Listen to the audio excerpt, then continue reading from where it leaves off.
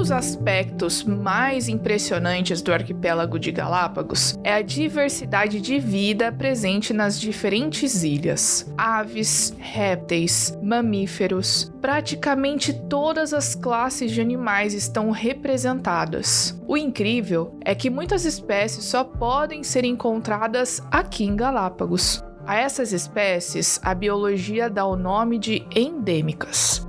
Outras espécies também podem ser encontradas aqui de forma natural, assim como em outros ecossistemas também. A essas espécies nós damos o nome de nativas.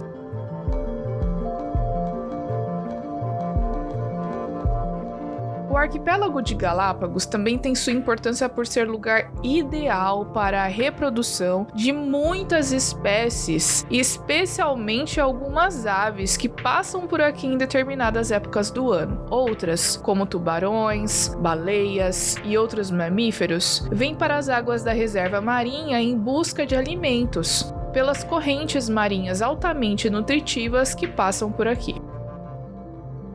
Essa diversidade também tem atraído diversos pesquisadores do mundo inteiro para estudar o comportamento, as relações no ambiente e o impacto da presença humana na vida desses animais. Muitas dessas espécies já estavam presentes nas ilhas antes da chegada do homem. Outras foram introduzidas pelos colonos que chegaram aqui ao longo dos anos, especialmente no século XX, e têm causado um grande impacto nas populações de espécies endêmicas da região. Nesse episódio, vamos conversar sobre os fatores que fazem de Galápagos o lugar ideal para a presença de tanta diversidade de seres vivos e o que podemos fazer para proteger esse lugar que é patrimônio natural da humanidade. De que forma esse conhecimento tem relação com o criacionismo? Meu nome é Maura Brandão e esse é o podcast Descobrindo Galápagos.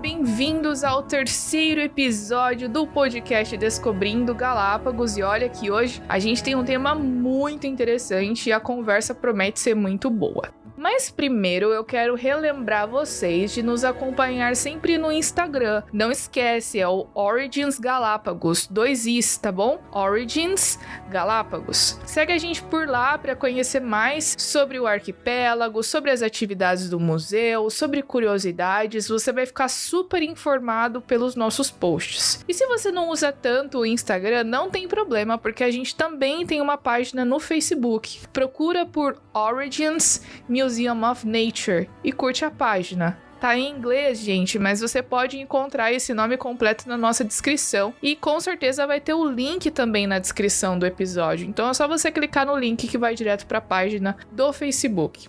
Bom, mas continuando pro nosso assunto, que olha, tá muito interessante. Hoje nós vamos conversar com uma especialista, sabe tudo do assunto de hoje. Ela é uma convidada super especial, ela foi minha professora na faculdade, é um prazer estar aqui com ela hoje. É a professora doutora Márcia Oliveira de Paula. Ela é bióloga, ela tem mestrado em microbiologia pela Universidade Federal de Minas Gerais, tem doutorado em ciências na área de microbiologia também pela USP, e atualmente ela é coordenadora do NEL, que é o Núcleo de Estudos das Origens do NASP, e também professora universitária do NASP. Professora, seja muito bem-vinda ao nosso podcast Descobrindo Galápagos. Boa tarde, Maura, é um prazer estar aqui com vocês. Eu agradeço muito pelo convite que você me fez de falar aqui nesse podcast e espero que eu possa contribuir com esse assunto tão interessante que é os animais, a zoologia das Ilhas Galápagos. Muito bom! Agora, como vocês já puderam perceber pelo início, a gente vai falar sobre diversidade de vida aqui de Galápagos, especialmente as espécies endêmicas. A gente já falou no episódio passado sobre a vida marinha, né? E hoje a gente vai focar naquelas espécies que só existem existem aqui no arquipélago. E por que que esse fenômeno, por que que a presença dessas espécies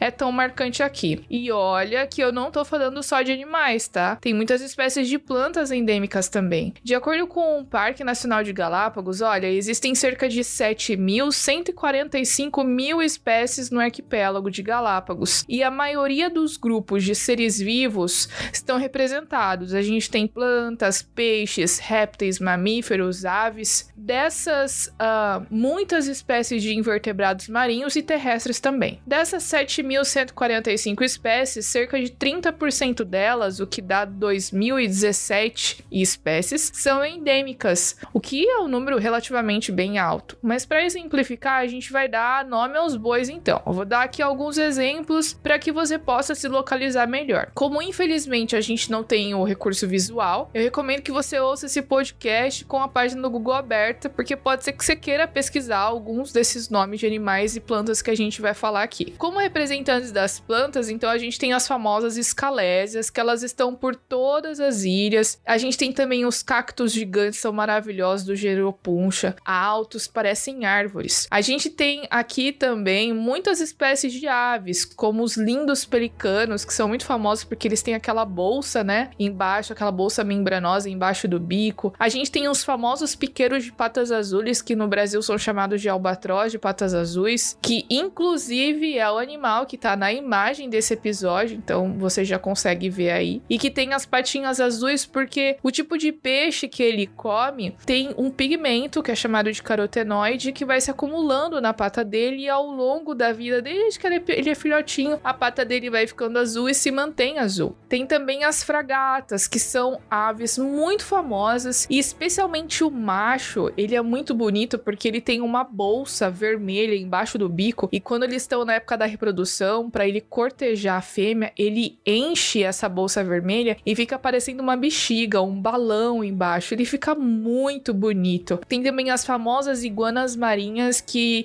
são a única espécie de lagarto marinho do mundo e você só encontra aqui em Galápagos, porque elas só vivem aqui. Tem as incríveis tartarugas gigantes, que também são endêmicas das ilhas e você só pode ver elas de forma natural aqui. Existem outras tartarugas gigantes em uma única ilha, que é a ilha de Seychelles, que fica no Oceano Índico, mas as tartarugas aqui de Galápagos são mais interessantes para a ciência, e aqui a gente consegue ver essas tartarugas de forma natural, que é muito legal. Mas eu não vou ficar aqui falando muito das tartarugas, porque a gente vai ter um episódio especial para falar sobre elas, tá bom? Mas além disso aí, para terminar, a gente tem os leões marinhos, que são muito fofos, são super preguiçosos. Toda vez que você vê eles aqui na terra, né, eles estão dormindo, eles estão jogados, largados num banco, pertinho da água, assim, porque eles realmente aproveitam o tempo para descansar. Mas olha, eu poderia ficar aqui um tempão falando dos animais, porque aqui o que não falta é espécie endêmica. Mas, professora Márcia,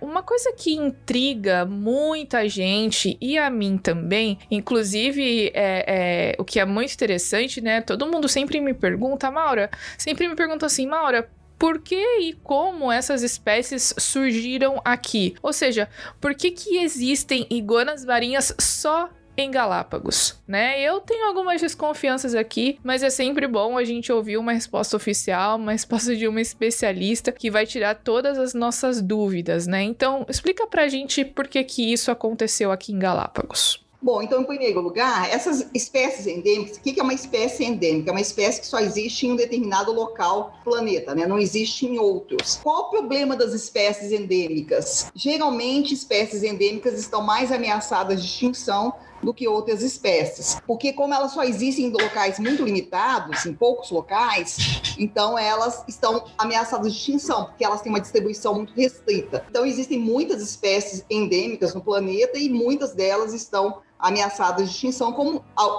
deve ser o caso de várias espécies de Galápagos. Então a pergunta é, né, como que essas espécies que só existem em Galápagos foram parar lá? Por que elas não existem em outro lugar? Bom, Galápagos são ilhas, um arquipélago de ilhas, vocês já viram no outro podcast, e geralmente em ilhas é muito mais comum a existência de espécies endêmicas. Isso é uma coisa muito interessante. Quanto mais isolada é a ilha, maior a chance da gente ter nessa ilha espécies endêmicas. Então a pergunta é, como que essas espécies foram parar lá e não existem em outro lugar? Porque o problema é esse, se a espécie, bom, se ela existisse em outro lugar não ia ser endêmica, né? Mas se ela só existe lá e esse arquipélago é isolado, como é que elas foram parar lá? Então, geralmente, a explicação que a gente tem é essas espécies se originaram nas próprias ilhas. Na maioria dos casos, é isso que aconteceu. Essas espécies são descendentes de espécies ancestrais que viviam no continente e que acabaram indo para a ilha, onde sofreram vários processos de adaptação, mutação, seleção, e acabaram originando novas espécies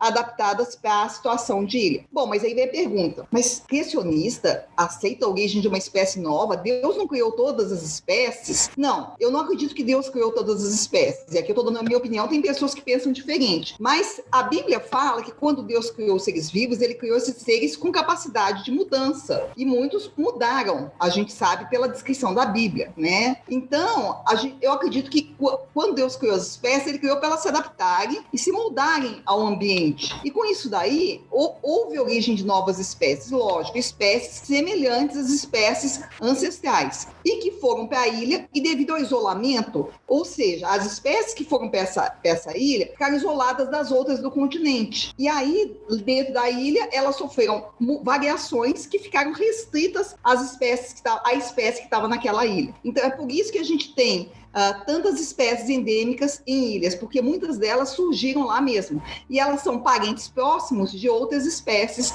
continentais ou de outras ilhas, que vieram de outras ilhas. Isso, é legal a gente falar isso, né? Então, de repente, tinha alguma espécie de ave, por exemplo, migrando, aí encontrou ali a ilha que tinha alimento ou alguma coisa do tipo, gostou do lugar e pode ser que tenha adotado esse lugar para morar, né? E aí, pelo tempo, pelas coisas que você já falou, seleção, aquela coisa toda, adaptação, foram surgindo outras espécies. Outra coisa muito legal aqui também, e aí eu já queria entrar no assunto dos tentilhões, porque é muito famoso justamente porque é uma história que é muito ligada ao Darwin, né? E Galápagos respira Darwin. Você chega em Galápagos, tem um Darwin imenso no aeroporto. É muito importante a gente falar justamente porque ele percebeu, então, na verdade, foram outros pesquisadores, né? Outros especialistas chamaram a atenção dele para essa variação nas cores, no tamanho, no bico desses animais. Então, ele usou esse exemplo para dizer que as espécies podem sofrer variação, né? O que hoje, como você já disse pra gente, não é novidade nenhuma. Agora, você pode contar melhor um pouquinho essa história dos tentilhões e como a gente pode usar eles para mostrar que as espécies podem variar e se adaptar? Então, os tentilhões é uma história bastante interessante, né?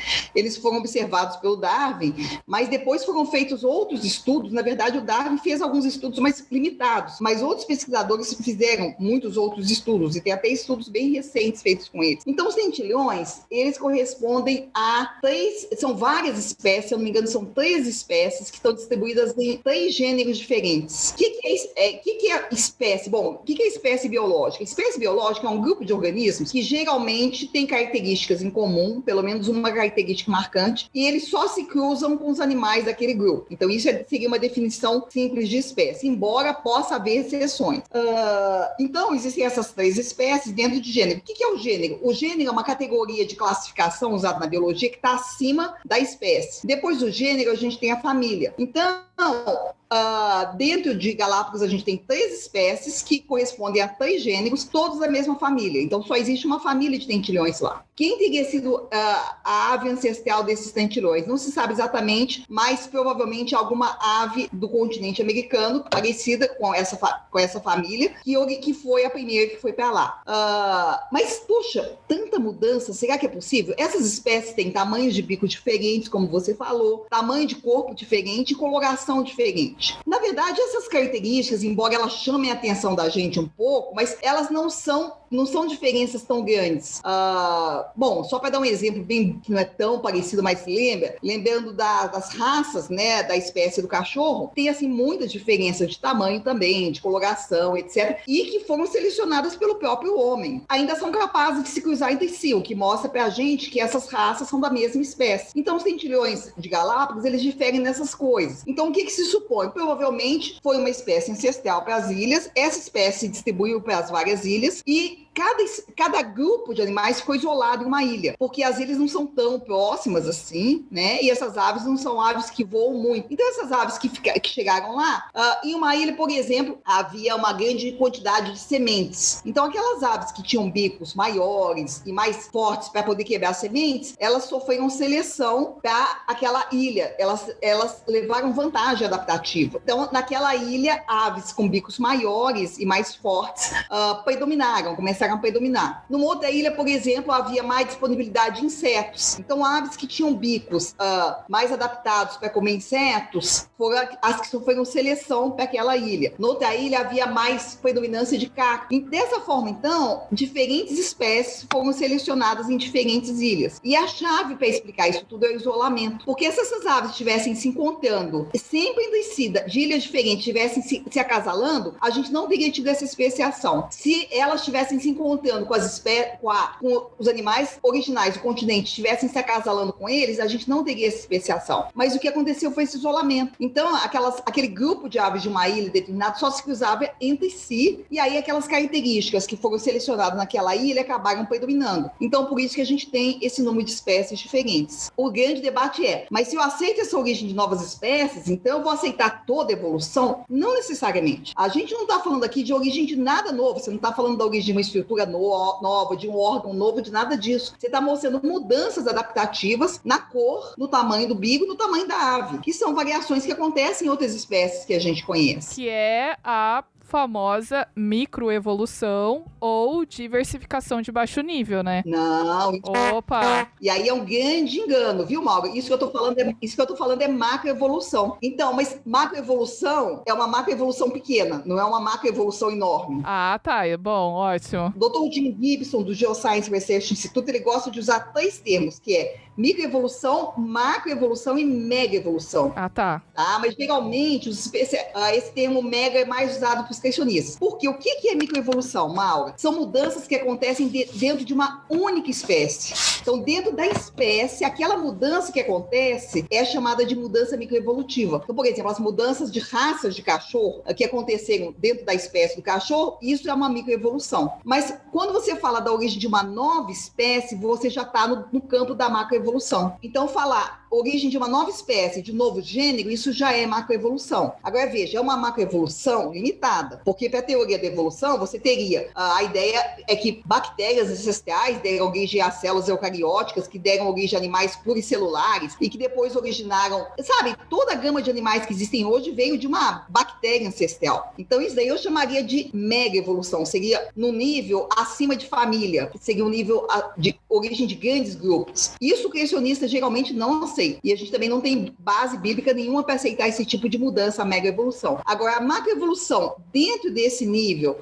origem de novas espécies e de novos gêneros, é uma coisa mais fácil de você ver, entender, e não são mudanças tão grandes assim que não possam ser aceitas pelos criacionistas. Então, isso eu acho fundamental, e agora eu já descobri uma coisa nova, porque a gente sempre quando vai falar de micro e macroevolução é assim, microevolução é dentro ali da espécie, ali dos gêneros até família, e aí depois macro é das classes, né, ou de filos. Então isso já é uma coisa que eu tô aprendendo agora, então agora a gente tem a mega. Essa mega não é um termo tão usado, tá, mas seria essa origem de novas ordens, novas classes, etc. Seria uma macroevolução maior ainda, né? Mas então veja, você fala, surgiu uma espécie nova, isso daí já seria macroevolução, de acordo com a definição da teoria da evolução. Porque as pessoas têm uma tendência, às vezes, de falar assim, microevolução é aquilo que eu acredito, macroevolução é aquilo que eu não acredito. Sim. Mas isso daí, venhamos e convenhamos, não é uma definição nem um pouco científica, né? Então, sabe, é meio complicado. Então, eu estou colocando aqui a definição dentro da teoria da evolução. Isso é importante. A pessoa pode aceitar só mudanças microevolutivas, não aceitar a origem de novas espécies. Mas olha, existem registros científicos da origem de novas espécies, documentado, tá? E origem rápida, em questão de 1000 anos. Então existem esses registros. Lógico que são espécies novas muito parecidas com as espécies que deram origem a elas. Então não é nada como, por exemplo, um réptil que dá origem a uma ave, não é isso. É uma espécie parecida, originar uma espécie de um tipo, originar outra parecida com ela. Legal. E assim, nossa, eu nunca tinha pensado nisso e é muito legal a gente definir esses termos. Então, eu queria aproveitar, professora, e te perguntar, a seleção natural, ela tem o mesmo poder ou o mesmo significado para quem acredita na cosmovisão criacionista e para quem é evolucionista? Porque na evolução não tem limite, né? As mudanças vão acontecendo. Exatamente. Então, para a teoria da evolução, a seleção natural ela é meio que, eu não vou dizer milagrosa, porque não é uma palavra que os cientistas gostam, mas ela tem um poder muito maior do que para os criacionistas. Ela origina um monte de coisas. Ela seleciona entre as mutações a que é mais favorável e ela é responsável pela constituição dos organismos, pela origem de novos órgãos, novos sistemas de órgãos, novos genes. E isso é muito difícil a gente explicar dentro da biologia. Como que isso seria possível? Inclusive, a evolução, a biologia hoje está tentando novas explicações para a origem, para essas mudanças macroevolutivas grandes, origens totalmente diferentes. Então está se falando muito do evo-devo, mudança nos genes que controlam o desenvolvimento embrionário, porque eles estão vendo que só seleção natural e mutação não consegue mudar muita coisa. Faz mudanças pequenas, adaptativas, mas não consegue mudar muito os organismos. Então, se você quer dizer que de uma bactéria você teve origem de células eucariotas e organismos multicelulares de todos os tipos, você precisa de ter mais coisa que explique isso. Então, é importante a gente deixar claro aqui que existem evidências e, como você disse, até provas documentadas cientificamente de que existe a especiação, de que uma espécie pode dar origem a outra e que isso não é coisa que foi inventada, né? Que tem gente que, quando ouve falar nisso, já nega. Não, isso é evolução, eu não acredito. Então, é importante a gente deixar claro. Existe um registro, falando em ilhas, nas ilhas do Havaí, tem um registro de uma espécie nova de uma mariposa do gênero Edilepta. Esse gênero mudou de nome, mas eu não lembro agora o nome dele atual. Mas, enfim, é uma mariposa, tipo parecida com uma borboletinha. E existem várias espécies desse gênero Edilepta nas ilhas do Havaí. Tem algumas que se alimentam de plantas leguminosas, outras se alimentam de palmeiras. Essa espécie nova só se alimenta de bananeira, só come banana. Ela se adaptou para comer banana. Qual o problema disso? As bananeiras, né, foram introduzidas no Havaí pelos polinésios há cerca de 1000 anos. Então, antes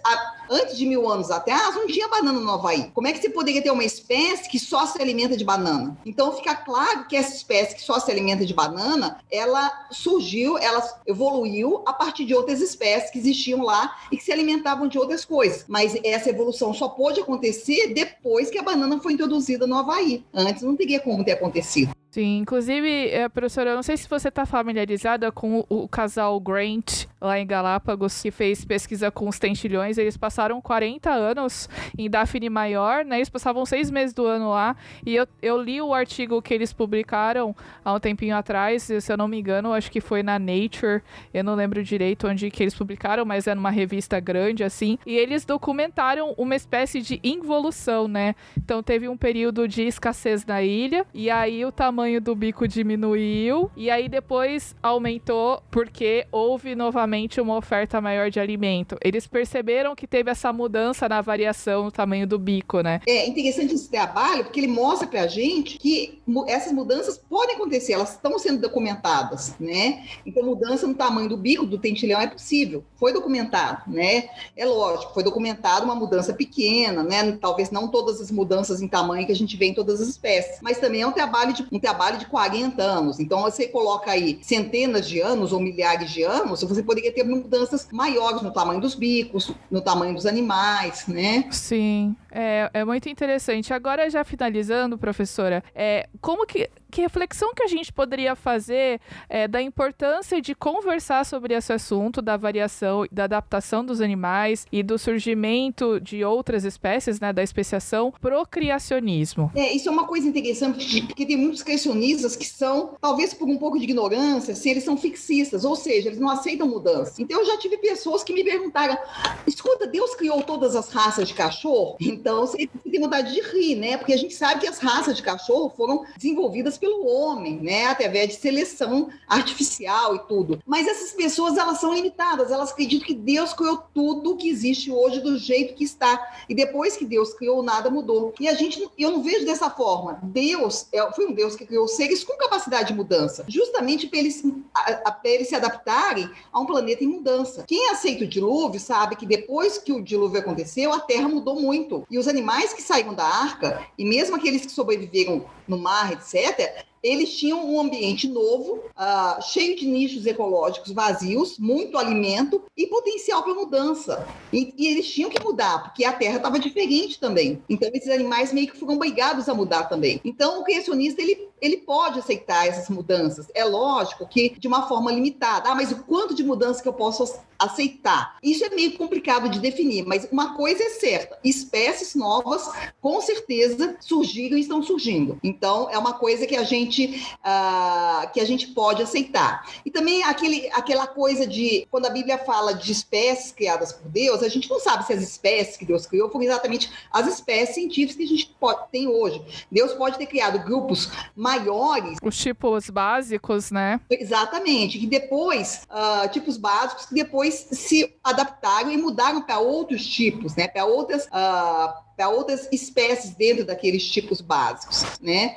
Então, a gente tem que abrir um pouco a cabeça de aceitar essa mudança. Isso é uma coisa que eu estou vendo que o pessoal já está começando a aceitar. Eu me lembro quando eu fazia biologia, comecei a fazer palestra de criacionistas, tinha pessoas que não aceitavam. Você falava, olha, uma espécie pode surgir, eu falava, não, quase, né? Se eu fosse católica, eu seria excomungada, né? Sacrilégio. Não pode, isso não existe, né? Nossa, eu me lembro de um pesquisador que eu conversei com ele, que é criacionista, ele não aceitava a mutação. E eu falava para ele, professor, eu trabalho no laboratório com bactéria, eu vejo mutação todo dia, eu seleciono bactéria resistente, antibiótico, mutante, para o que você quiser. Quer dizer, como é que eu posso falar que isso não existe, né? Essas coisas existem e acontecem, né? Então, eu acho que o criacionista tem que ter a cabeça aberta para isso, né? E aquela coisa, sempre estar lendo, estudando, ouvindo. Hoje em dia é muito fácil a gente ouvir os podcasts, ouvir as coisas novas. E é isso que eu ia pedir para você falar agora. Se você puder dar uma dica, às vezes a pessoa que está ouvindo, ela curte essa área de biologia, se interessa pelo assunto, que conselho você dá para o pessoal que está ouvindo a gente sobre esses assuntos de criacionismo? Tem um monte. O trabalho que você falou, tem um livro escrito pelos autores que chama O Bico do Pentelhão, que é um livro muito interessante para o pessoal que quer saber sobre esse assunto. Para quem quer conhecer um pouquinho sobre mudança nos seres vivos, criacionismo de forma geral, eu recomendo um livro muito bom. Esse livro, infelizmente, a gente tem ele em português e em espanhol também. No espanhol, acho que já está na 2ª edição. Em português, a gente só conseguiu traduzir a 1ª edição. É um livro do Dr. Leonard Brandt, que se chama Fé, Razão e História da Terra. Esse livro está esgotado, mas ele está disponível em PDF. Para quem quiser, eu posso até passar para você depois os capítulos em PDF, para quem tiver interesse.